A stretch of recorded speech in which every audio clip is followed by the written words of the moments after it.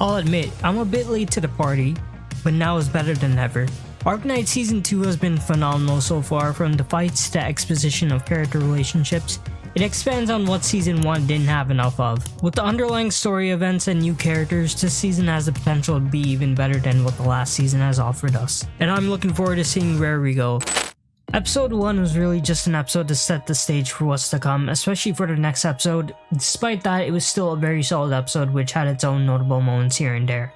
This time we're introduced to a new set of characters rather than just starting off with Amiya and Doctor again. Frostleaf, Meteorite, and Jessica. So they're scouring the city, hunting down any reunion troops and looking for any reunion commanders to see if there's anything suspicious going on. Now Kelsey, I think that was her name, specifically gave them orders not to attack any troops, but right away the dumbass Jessica just starts shooting them when they probably could have just hid in a corner to barely avoid their notice. I don't know, it was just some dumb logic and maybe even unnecessary. Now we transition to Amiya's perspective. She's still coping about the fight with Misha at the end of Season 1, contemplating on what she could have done better and all that. So it was nice to see some Amiya development every now and then, as she doesn't spend too long contemplating on something that leads her to holding back the team. She's able to move past that, despite her literally one-shotting the fuck out of Skullcracker and just kinda shrugging it off. Frostleaf and the gang kind of come into contact with Mephisto, so Amiya and the squad head out to help out. And forget Mephisto, throughout the episode there's been signs of buildings being frozen or some marks lying around,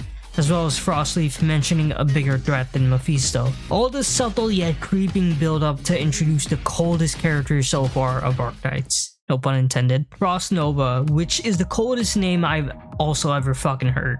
Her entrance bringing in that heat, although in this case it's ice. Either way, her walking through and just freezing everything in her path, like goddamn, how much colder of an introduction could you have? There is another topic I wanted to briefly bring up, and it was the scene of Chen noticing Tallulah. She randomly appears and it kind of makes you wonder if she was actually there or not, and if she has a lot of reunion members standing by there. We didn't really get any more details than that though in later episodes, so it could have just been Chen tripping. But it's still an interesting detail they sneaked in there. Overall, episode 1 was really good, a very strong episode to start off the season right. Now we have to talk about the FrostNova battle though.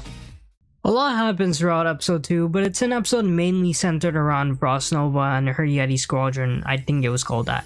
The beginning of this episode is just Mephisto being an asshole explaining why he committed arsonism. Nothing new there. I don't really think there was much info given about FrostNova and her Yeti squadron. It's more so of introducing us to these characters by presenting their abilities and the dangers they're capable of. Such as FrostNova being able to freeze the entire landscape within a matter of seconds. She could control the wind currents and use Originium to block off any heat sources, allowing her to effectively freeze anything and anyone in an instant.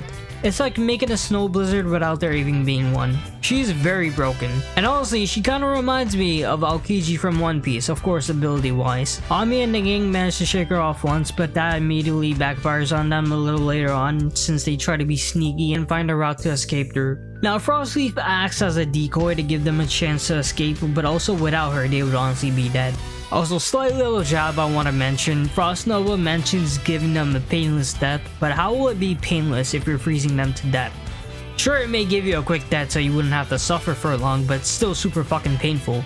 I don't know, just another anime trope I find kinda dumb. Also, it was insane how FrostNova literally threw a mini blizzard at Frostleaf and froze her entire body in an instant. I know I already mentioned this before, but it just goes to show how much of a threat she herself is. I can't believe she's just disrespecting my goat like that. Now finally, the moment you've all been waiting for, the highlight of this episode, the absolute insanity that was pulled. I've heard about this somewhat here and there about this lullaby FrostNova has. It's probably safe to say none of us expected her to straight up start singing out of nowhere, only for that to jump from cataclysmic to apocalyptic. You know how I said earlier she's broken and controls wind currents? She's controlling the ice currents in the air to throw Originium at them, which pretty much end up as mass ice bombs. She was aiming a bunch of those Originium shards at them like she was fucking Gilgamesh. Amiya was holding them back, but it was only a matter of time before she gave in. Now my goat Frostleaf coming in with the save back for one more round. She was able to disrupt FrostNova's currents and break the Originium, giving the others a chance to find out the source. Luckily this time they were able to outwit her and her squadron, but if it comes to having to fight them again and it's like Amiya versus FrostNova, really wondering how it'll turn out, and it might not go so well next time. Lastly, we get to see Tallulah, and they're plotting to burn down Lungmen, and it seems like they're already fully prepared to head over and might already have some troops stationed there. This makes me want to see even more a confrontation between Shen and Tallulah, because in episode 3 they did show that they had some kind of history together. Not sure if it's simply childhood friends or they happen to be sisters. Either way, I'm looking forward to finding out whenever that time comes.